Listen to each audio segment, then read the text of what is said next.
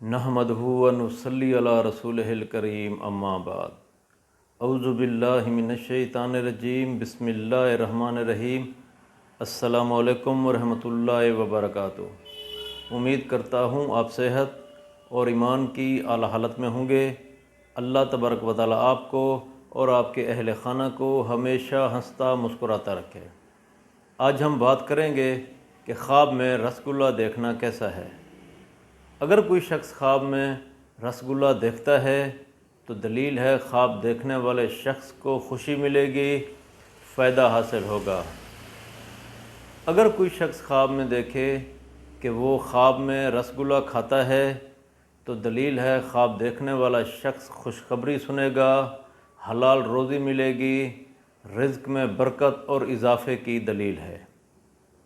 اگر کوئی شخص خواب میں دیکھے کہ وہ رسگلے بانٹتا ہے تو دلیل ہے خواب دیکھنے والے شخص کے لیے خیر و برکت کی علامت ہے، لوگوں کے ساتھ نیک اور اچھا سلوک کرے گا۔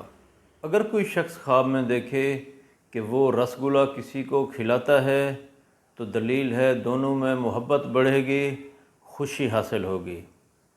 اگر کوئی شخص خواب میں دیکھے کہ وہ خواب میں خراب رسگلہ دیکھتا ہے تو دلیل ہے صاحب خواب بیمار ہوگا، تکلیف میں مبتلا ہوگا، ایسے شخص کو چاہیے کہ وہ صدقہ دے۔